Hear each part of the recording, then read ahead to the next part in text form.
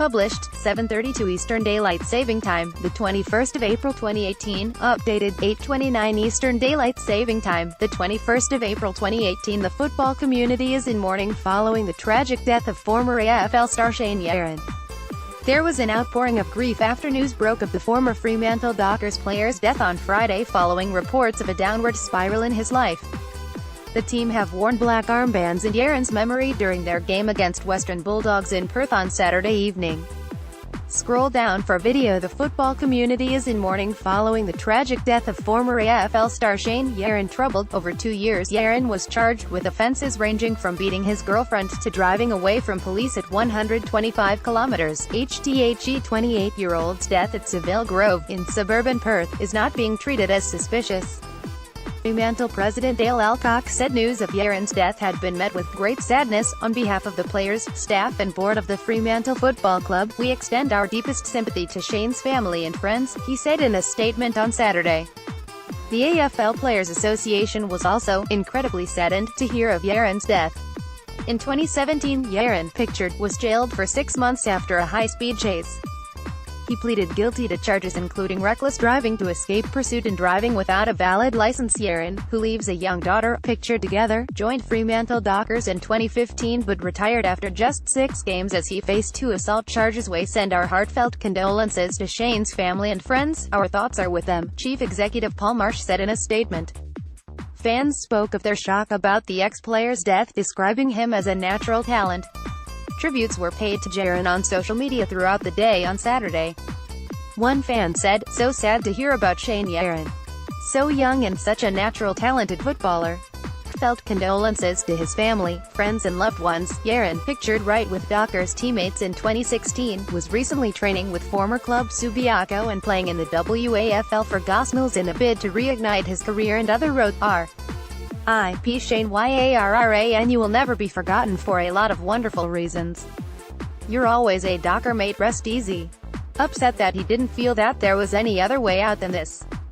Awareness and support is everything. Fans spoke of their shock about the ex-player's death, describing him as a natural footballing talent. Yarran, who leaves a young daughter, joined Fremantle Dockers in 2015 but retired after just 6 games as he faced 2 assault charges. He was recently training with former club Subiaco and playing in the WAFL for Gospels in a bid to reignite his career. Yarran was acquitted in March of attacking a man with a broken bottle outside the Westfield Tavern in Camillo in July 2015, and awarded costs of $5,500, but he faced another legal fight over a separate charge after earlier this month pleading not guilty to attempted aggravated home burglary with intent.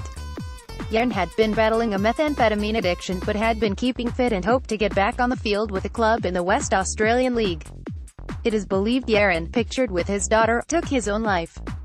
Police are not treating the death as suspicious and are preparing a report for the coroner. Shane Yarran, centre of the Dockers, celebrates a goal during the round 18 AFL match between the Gold Coast Suns and the Fremantle Dockers. Began rising through the ranks of professional football about 5 years ago, playing in Subiaco's 2014 Premiership win, then joining the AFL. Subiaco's coaches and players have been actively involved with assisting Shane's rehabilitation in recent months, and are shattered that they have not been able to make a difference, the club said in a statement. A report will be prepared for the coroner, police said on Friday. Support and information about suicide prevention is available through Lifeline on 131114 and the suicide callback service 1-300-659-467. When Yarran was drafted by Fremantle ahead of the 2016 AFL season, he was celebrated as a positive redemption story after serving 6 years in jail for burglary, but the hot-headed forward was unable to keep out of trouble and, over the next 2 years, was charged with offences ranging from beating his girlfriend to driving away from police at 125 km/h. After years of run-ins with law, Yarran was found dead at his Perth home in a suspected suicide on Friday. His troubled times and brushes with the law forced him to retire from the Dockers after just 6 games, sending him on downward spiral. Tragic, troubled AFL star Shane Yarran, pictured playing for the Fremantle Dockers, has been found dead at home aged 28. Yarran, centre, was at the Armadale Magistrates Court facing an aggravated burglary charge when he assaulted a cameraman earlier this month. Outpouring of grief. Devastated fans paid tribute to the loving father. On Twitter, Yarran's body was discovered at his house in Seville Grove, Perth at 4 p.m. on Friday. He is pictured playing for the Fremantle Dockers. Australian netballer Nat Medhurst wrote, "Such incredibly sad news hearing of the death of Shane Yarran. Thoughts with his loved ones, friends and those at the Free Dockers." Perth TV presenter Tim Gossage tweeted, "I'd only remember Shane Yarran as a determined young man focused on his family and football with Subiaco. Sad time for all and my thoughts with his family." Dockers assistant coach David Hale tweeted, "Terrible news about Shane Yarran. Football aside, the saddest thing is that he was a young father. RIP." July 2016, Yarran pleaded guilty to 1 count of disorderly behavior in public, and 1 count of failing to obey a move-on notice after swearing outside a pub. He was fined $800 by the Perth Magistrates Court. November 2016, he was charged with aggravated assault following a family dispute. He was later acquitted after his partner failed to turn up to court to give evidence.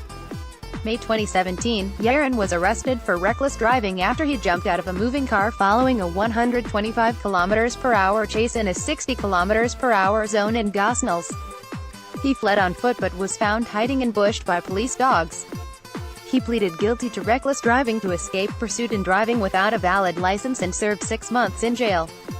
February 2018, Yarran was taken to hospital for a mental health assessment after a motorist reported him standing in the road in his underpants, behaving erratically and interfering with traffic. 2 March 2018, Yarran was convicted in his absence of 2 counts of trespass after walking on the roof of a house in Armadale and jumping a fence into someone's garden on a neighboring street in December. 14 March, Yarran was acquitted of an unlawful wounding charge.